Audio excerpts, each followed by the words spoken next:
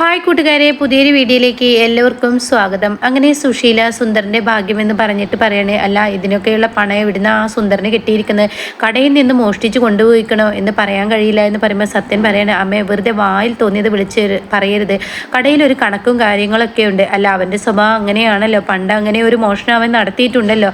ഉടൻ തന്നെ സത്യം പറയണേ, അതെ നിങ്ങളുടെ മകള് ആണ് സോന എന്ന് പറയുന്നത്, അവളുടെ ഭർത്താവുമാണ് ഈ ഷ്യാമ്, അവനെക്കുറിച്ച് അസഭ്യ വാക്കുകൾ അമ്മ പറഞ്ഞ് വെറുതെ ആളുകളെ കൊണ്ട് ഓരോന്നും പറയിപ്പിക്കേണ്ട, അതൊക്കെ അവിടെ നിർത്തിയേക്ക് എന്ന് പ്രതിഭയെ ഉദ്ദേശിച്ചാണ് കേട്ടോ പറയുന്നത്. നീ എന്നെ വഷളാക്കാൻ ഒരുങ്ങുകയാണെങ്കിൽ ഞാൻ പറഞ്ഞതിൽ എന്താ തെറ്റ്?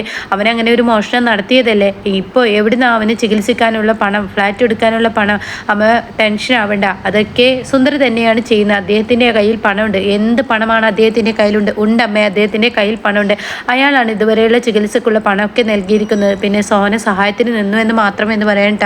അപ്പോൾ ഉടൻ തന്നെ സുശീൽ പറയണേ, എന്നെക്കൊണ്ട് അധികം പഴയ കാര്യങ്ങൾ ചെയ്യണ്ട എന്ന് പറഞ്ഞിട്ട് സുശീൽ അന്ന് പോകുന്നു കേട്ടോ. പിന്നീട് സത്യനാണെങ്കിൽ പ്രതിഭയെ ഇങ്ങനെ നോക്കുമ്പോൾ പ്രതിമ ഛേ എന്നുള്ള ആ ഭാവത്തിൽ ഇങ്ങനെ നിൽക്കുകയാണ്. പിന്നീട് കാണിക്കുന്നത് മാഷിനെയും ദയയും അമ്പിളി രഘുവൊക്കെയാണ് കേട്ടോ.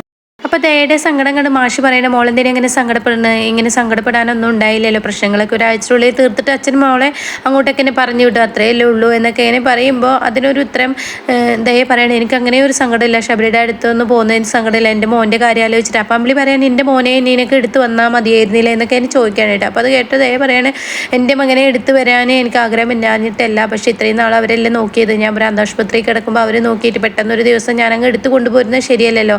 അപ്പോൾ തന്നെ മാഷി പറയണേ, കഴിഞ്ഞത് കഴിഞ്ഞു, എന്തായാലും നീ അവിടെ കിടക്കുക, ഒരാഴ്ചയുടെ പ്രശ്നത്തിന് പരിഹാരമാക്കാം എന്ന് രഘുവും പറയാനേട്ടാ. അങ്ങനെ ദയ അങ്ങ് പോയതിന് ശേഷം മാഷി പറയണേ, എൻ്റെ മകൾക്ക് ഇനിയും കര എത്തിയിട്ടില്ല, ഒരുപാട് കണ്ണീർ കായൽ കടക്കാനുണ്ട് എന്നൊക്കെ മാഷി പറയുന്നു കേട്ടോ. അങ്ങനെ മാഷി കിടക്കണമെന്ന് പറഞ്ഞ് മാഷി പോകുന്നു. പിന്നീട് രഘു അമ്പിളിയും പരസ്പരം അങ്ങോട്ടും ഇങ്ങോട്ടും നോക്കുകയാണ് കേട്ടോ. പിന്നീടാണെങ്കിൽ ഇന്ദുവിനെയാണ് കാണിക്കുന്നത്. ഇന്ദു ഇങ്ങനെ നിൽക്കുമ്പോൾ ഗോകുൽ വരികയാണ്. അപ്പോൾ ഗോകുൽ പറയണ, മോളെ നിൻ്റെ തീരുമാനം എന്താണ്? അവർ വന്നപ്പോൾ നീ അവരുടെ അടുത്തോട്ട് പോയോ? എനിക്ക് അവരുമായി സംസാരിക്കാൻ താല്പര്യം ഉണ്ടായിരുന്നില്ല ഏട്ടാ, അത് നന്നായി, കാരണം അവരുടെ വിശദീകരണം കേൾക്കുന്നതിനേക്കാൾ നല്ല പോവാതിരിക്കുക തന്നെയാണ്. നീ എടുക്കുന്ന തീരുമാനം എന്താണെന്ന് പറയുമ്പോൾ എനിക്കങ്ങനെ പ്രത്യേകിച്ച് തീരുമാനമൊന്നുമില്ല, എൻ്റെ ഏട്ടനും എൻ്റെ അമ്മ അച്ഛൻ ഇവരെടുക്കുന്ന തീരുമാനമാണ് എൻ്റെ തീരുമാനം എന്ന് പറയട്ടെ. എന്താണ് നീ ഇങ്ങനെ പറയുന്നത്? നിൻ്റെ ജീവിതമാണ്, നിൻ്റെ ജീവിതം തീരുമാനിക്കുന്നത് നീയാണ്, അല്ലാതെ മറ്റുള്ളവരല്ല. അവരിപ്പോൾ പറയുന്നത് എന്തായാലും ആ ബന്ധം മറന്നേക്കുക, എന്നിട്ട് നീയുമായി സ്വീകരിക്കുക എന്നൊക്കെ അവർ പറയുന്നത്, അതിന് നീ തയ്യാറാണോ? ഞങ്ങൾ എന്ത് മറുപടിയാണ് നൽകേണ്ടത് എന്നൊക്കെ പറയുമ്പോൾ ഞാൻ ഒന്നിനും തയ്യാറല്ല, എല്ലാ ഏട്ടനും ബാക്കിയുള്ളവരും തീരുമാനിച്ചാൽ മതി. എന്നിട്ട് പറയുന്നത്, ഇതിനൊക്കെയുള്ള ശിക്ഷ എന്ന് പറയുന്നത് സത്യേട്ടനോട് ഞാൻ ചെയ്ത തെറ്റിൻ്റെ പാപമാണെന്ന് പറഞ്ഞിട്ട്, നീ എന്ത് തെറ്റ് ചെയ്തു?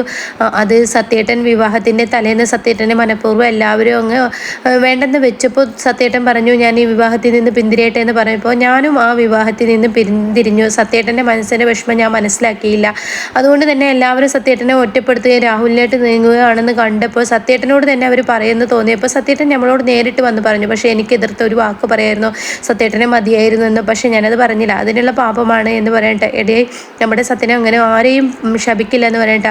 അതൊക്കെ ആയിരിക്കാം, പക്ഷെ മനസ്സിൻ്റെ ആ വിഷമം അത് തട്ടിയിട്ടുണ്ടാവും എന്ന് പറയട്ടെ. അവിടെ നിന്ന് പോകുമ്പോൾ അവിടെ ഗോകുൽ പറയണേ, എന്താടി നീ ഇങ്ങനെയെന്ന് പറഞ്ഞ് ഇന്ദുവിനെ വിളിക്കുന്നുണ്ട്. പക്ഷേ ഇന്ദു അത് മൈൻഡ് ആക്കാതെ അവിടെ നിന്ന് പോവാണ് കേട്ടോ. പിന്നീടാണെങ്കിലോ ദയാണ് കാണിക്കുന്നത്. ദയ ഇങ്ങനെ റൂമിൽ കിടക്കുമ്പോൾ അമ്പിളി അങ്ങോട്ടേക്ക് കയറി വരികയാണ്. എന്തിനാ മോളെ നീ ഇങ്ങനെ ടെൻഷൻ അടിക്കുന്നത് എന്നൊക്കെ എന്നെ ചോദിക്കുമ്പോൾ ഒന്നുമില്ല, നീ എന്താ ഉറക്കം കിട്ടുന്നില്ല ചേച്ചി, ഇത്രയും നാളും ആശുപത്രിയിൽ കിടക്കുമ്പോൾ ഉറക്ക ഗുളികയുടെ സഹായത്തോട് കൂടിയിട്ടാണ് കിടന്നത് എന്നൊക്കെ ഇങ്ങനെ പറയുമ്പോൾ, ഇനി നിനക്ക് മരുന്നുണ്ടോ എന്നൊക്കെ ചോദിക്കണം. ഇല്ല, മരുന്നൊന്നുമില്ല, ഉറക്ക ഗുളിക മാത്രമേ ഉള്ളൂ, ഉറക്കം കിട്ടിയില്ലെങ്കിൽ എന്തായാലും മരുന്ന് കുടിച്ചോളാനാണ് പറഞ്ഞിരിക്കുന്നത്, ഇന്ന് എന്തായാലും മരുന്ന് കുടിക്കേണ്ടി വരും, ഇന്നത്തെ ദിവസം അങ്ങനെയാണ്. അപ്പം നീ എല്ലടി തീരുമാനം എടുത്താൽ നിനക്ക് ശബരിയുടെ അടുത്ത് നിന്ന് തന്നെ ഈ ഒരു ഇൻഷുറൻസ് കമ്പനിയിൽ കിട്ടുന്ന പണം തിരിച്ചു കൊടുത്തേക്കാം, പിന്നെ നീയും മോനുമായി നിനക്ക് അവിടെ നിൽക്കായിരുന്നില്ലേ? അതന്നെ ചേച്ചി ഞാൻ അവിടെ നിന്ന് പോകുന്നത്. പക്ഷേ എൻ്റെ മനസ്സിലെ ഏറ്റവും വലിയ ആഗ്രഹം, ഇന്ന് ഞാൻ ആശുപത്രിയിൽ നിന്ന് ഇറങ്ങുമ്പോൾ എൻ്റെ മോനും ശബരിയേട്ടനും അദ്ദേഹത്തിൻ്റെ കൂടെ ജീവിക്കാൻ ആഗ്രഹിച്ച് വന്ന എന്നോട് ശബരിയേട്ടൻ പറഞ്ഞത്, ഞാനും നീ ഒരു ഭാര്യ ഭർത്താവായി ജീവിക്കില്ലെന്ന്. അപ്പോൾ അതിന് അർത്ഥം ഞങ്ങൾ രണ്ടുപേരും രണ്ടായി നിൽക്കുമ്പോൾ പിന്നെ ഞാൻ അവിടെ നിൽക്കുന്നതിൽ അർത്ഥമില്ലല്ലോ, അതുകൊണ്ടാണ് ഞാനിങ്ങ് പോകുന്നത്. ഞാൻ ഒരുപാട് സന്തോഷിച്ചതാണ്. അപ്പോൾ അതത്ര വിഷയമല്ലല്ലോ, ഒരാഴ്ചയുടെ നമുക്ക് പ്രശ്നം തീർക്കാമല്ലോ. അതൊക്കെ ചേച്ചി പറയുന്നത് കാര്യമായിരിക്കും, പക്ഷേ ഞാൻ ഇനി അങ്ങോട്ടേക്ക് പോകുമെന്ന് എനിക്ക് തോന്നുന്നില്ല. അതെന്താ പ്രശ്നമെന്ന് ചോദിക്കുമ്പോൾ ഉടൻ തന്നെ ദയ പറയണേ, അത് ശബരിയേട്ടനെ അങ്ങനെ ശബരിയേട്ടൻ്റെ വാക്കുകളിൽ നിന്ന് എനിക്ക് തോന്നി, കാരണം ശബരിയേട്ടനെ ഇപ്പോൾ ഈ ആശുപത്രിയിൽ നിന്ന് ഇറക്കിയപ്പോൾ ഇങ്ങനെ ഒരു പ്രശ്നം ഉണ്ടെന്നെങ്കിൽ ഒന്നുകിൽ അച്ഛനോട് വന്ന് പറയാം, അല്ലെങ്കിൽ രഘുവേട്ടനോട് പറയാം, അങ്ങനെ പറഞ്ഞിട്ട് ശബരിയേട്ടനെ എന്നെ ഈ വീട്ടിൽ കൊടുന്നാക്കാം. പക്ഷേ ശബരിയേട്ടൻ്റെ വീട്ടിലോട്ട് എന്നെ കൊണ്ടുപോയി പിന്നീട് എല്ലാവർക്കും മുന്നിൽ എന്നെ അങ്ങനെ ഒരു ചോദ്യം ചോദിപ്പിച്ച് പിന്നീട് എന്നോട് രണ്ടായി ജീവിക്കുക എന്ന് പറഞ്ഞതിൽ ശബരിയേട്ടൻ്റെ മനസ്സിൽ എന്തൊക്കെയോ കുറിക്കുന്നുണ്ട്. ദയ നീ എന്താ പറയുന്നത്? എനിക്കൊന്നും മനസ്സിലായി മനസ്സിലാവുന്നില്ല. അല്ല 20 ലക്ഷം ശബരിയേട്ടനാണല്ലോ കൊടുത്തിരിക്കുന്നത്. ആ 20 ലക്ഷം എൻ്റെ അക്കൗണ്ടിലോട്ട് വന്നിട്ടുണ്ട്. പക്ഷെ അത് തിരിച്ചു നൽകാൻ ഇപ്പോൾ ശബരിയേട്ടൻ പറഞ്ഞിരിക്കല്ലേ, എല്ലാ അർത്ഥത്തിലും ഞാൻ മറ്റൊരുത്തൻ്റെ ഭാര്യയല്ല എന്നുള്ളത് തെളിയിക്കേണ്ടത് എൻ്റെ കൂടി ഉത്തരവാദിത്തമാണ്. കളങ്കമില്ലാത്തൊരു ഭാര്യയെ സ്വീകരിക്കണമെന്ന് ശബരിയേട്ടനും ആഗ്രഹം ഉണ്ടാവും. പക്ഷേ ഇനി എനിക്ക് ആ വീട്ടിൽ പോകാൻ കഴിയില്ല. അതെന്താ ശബരി അതിനെക്കുറിച്ച് ചോദിക്കുമോ എന്ന് ആലോചിച്ചിട്ടാ. അതല്ല, ആ വീട്ടിലെ സാഹചര്യം അങ്ങനെയാണ്. അവിടെ പൊരുത്തക്കേടുകൾ ഇപ്പോൾ തന്നെ തുടങ്ങിയിട്ടുണ്ട്. ഞാൻ ആ വീട്ടിൽ അന്യയെ പോലെ ജീവിക്കുന്നതിനേക്കാൾ നല്ലത് ഞാനും എൻ്റെ കുഞ്ഞും ഇവിടെ ജീവിക്കുക. എന്നിട്ട് ഞാനൊരു ജോലി കണ്ടെത്തി കുഞ്ഞിനെ നോക്കാനുള്ള ആ ഇത് കണ്ടെത്തുക. അപ്പം നീ ശബരിമായ ഒരു ഡിവേഴ്സാണോ? ഇനിയും നീ അങ്ങനെ തന്നെയാണ് തുടരുന്നത്? ശബരിയുടെ വീട്ടിൽ നിന്ന് അകത്തുകയാണോ? ഒരിക്കലല്ല ചേച്ചി. ശബരിയേട്ടൻ്റെ വീട്ടിൽ നിന്നോട്ട്. ശബരിയേട്ടനെ എപ്പോൾ വേണമെങ്കിലും എന്നെ കാണാൻ വരാം. പക്ഷേ ഞാൻ ആ വീട്ടിൽ പോയി കഴിഞ്ഞാൽ തീർച്ചയായും എനിക്ക് പല അവഗണനയും സഹിക്കേണ്ടി വരും. അത് ആലോചിക്കുമ്പോൾ എനിക്ക് തന്നെ പേടിയാവുന്നു. അതുകൊണ്ട് ഞാൻ പോവാതിരിക്കുകയല്ലേ നല്ലത് എന്നൊക്കെ പറയുമ്പോൾ ദയ്യ നീ പറയുന്നത് ഒന്നും തന്നെ എനിക്ക് പിടിത്തം കിട്ടുന്നില്ല. എന്താ സത്യത്തിൽ നീ പറയുന്നതെന്ന് പറയുന്നുണ്ട് കേട്ടോ. അങ്ങനെ നീ എന്തായാലും കിടന്നേക്ക്, വെറുതെ കാര്യമില്ലാതെ ടെൻഷൻ അടിക്കണ്ട. എന്തായാലും അപ്പുറത്തെ റൂമിൽ ആനുണ്ട്, നീ എന്നെ വിളിച്ചാൽ മതി എന്നൊക്കെ പറയുമ്പോൾ ദയ എങ്ങനെ എന്തൊക്കെയോ ആലോചിച്ച് കരയുന്നുണ്ട്. പിന്നീടാണെങ്കിൽ ദയ ഉറക്ക ഗുളിക കുടിച്ചിട്ട് അങ്ങനെ കിടക്കുകയാണ്. പിന്നീട് ശബരിയാണ് കാണിക്കുന്നത്. ശബരി ഇങ്ങനെ ടെൻഷൻ അടിച്ച് നിൽക്കുമ്പോൾ രാമനാഥൻ വരികയാണ്. അപ്പോൾ രാമനാഥൻ ചോദിക്കുകയാണ്, നീ ദയോട് പറഞ്ഞ് തെറ്റായി പോയി എന്നൊരു തോന്നൽ നിനക്കുണ്ടോ എന്ന് ചോദിക്കുമ്പോൾ ശബരി പറയണേ, എൻ്റെ മനസ്സിന് നല്ലതെന്ന് തോന്നിയതാണ് ഞാൻ പറഞ്ഞത്. പക്ഷേ അതിങ്ങനെയൊക്കെ ആയിത്തീരുമെങ്കിൽ തെറ്റ് എന്നിപ്പോൾ തോന്നുന്നു, പറയേണ്ടായിരുന്നില്ല എന്ന് തോന്നുന്നു. എന്തായാലും അവൾ ഇനിയിപ്പോൾ ഇങ്ങോട്ടേക്ക് തന്നെ വരുമല്ലോ. ആ ഒരു പ്രശ്നത്തിന് ഒരു പരിഹാരം കണ്ടെത്തി കഴിഞ്ഞാൽ ഈ പറയുന്ന ഇൻഷുറൻസ് തുക അങ്ങ് തിരിച്ചു കൊടുത്തു കഴിഞ്ഞാൽ തീർച്ചയായും അവൾ ഇങ്ങോട്ട് എത്തും. പിന്നെ നിന്നോടൊരു കാര്യം ചോദിക്കട്ടെ, നിൻ്റെ കയ്യിൽ നിന്നാണ് 20 ലക്ഷം കൊടുത്തിരിക്കുന്നത്, നീ ആലോചിക്കണം. അത് കുഴപ്പമില്ല അച്ഛാ, എൻ്റെ ഭാര്യയെ സംരക്ഷിക്കുക എന്നുള്ളത് എൻ്റെ ഉത്തരവാദിത്തമല്ലേ. അതായിരിക്കാം, പക്ഷേ ഇനി നിൻ്റെ കമ്പനി എങ്ങനെ മുന്നോട്ട് പോകും അതും എൻ്റെ മനസ്സിൽ അലട്ടുന്നുണ്ട്. 20 ലക്ഷം കമ്പനിയിൽ നിന്ന് വലിച്ചതുകൊണ്ട് തന്നെ ബിസിനസ് എങ്ങനെ മുന്നോട്ട് പോകുന്നത് എനിക്കറിയില്ല. അപ്പോൾ രാമനാഥൻ പറയാണ്, യാതൊരു നിവൃത്തിയില്ലെങ്കിൽ നീ ഒരു പണിച്ച് ഈ വീടാണ് പണയത്തിൽ വെച്ചേക്ക്, പിന്നീട് അങ്ങ് 20 ലക്ഷം അങ്ങ് തീർത്താൽ പോരെ എന്നൊക്കെ ചോദിക്കുകയാണ്. അപ്പോൾ ഉടൻ തന്നെ വാസന്തി കേട്ട് വരണം. വാസന്തി പറയാം, അതിൻ്റെയൊക്കെ ആവശ്യം എന്താണ്, ദയക്കല്ലേ 20 ലക്ഷം കൊടുത്തിട്ടുള്ളത്, അപ്പോൾ ദയ തന്നെ തിരികെ നൽകണം എന്ന് പറയണ്ട. അപ്പോൾ കാര്യങ്ങൾ പറഞ്ഞു വരുന്നത് മാഷിൻ്റെ അടുത്തോട്ടാണ്. അപ്പോൾ ശബരി പറയാണ്, നിങ്ങൾ നിർത്തിയേക്ക്, നിങ്ങളുടെ സംസാരം ഇനി ഇവിടെ വേണ്ട, കാര്യങ്ങൾ തീരുമാനിക്കുന്നത് ഞാനാണ്, എൻ്റെ അഭിപ്രായമാണ് ഞാൻ എടുക്കുന്നുള്ളൂ, നിങ്ങൾ എന്തായാലും ഇനി സംസാരിക്കേണ്ട എന്ന് പറഞ്ഞിട്ട് ശബരി ഉള്ളിലോട്ട് കയറുമ്പോൾ എന്തിനാണ് ഇങ്ങനെ കേൾക്കാൻ നിൽക്കുന്നത് എന്ന് രാമനാഥൻ പറയുന്നു കേട്ടോ.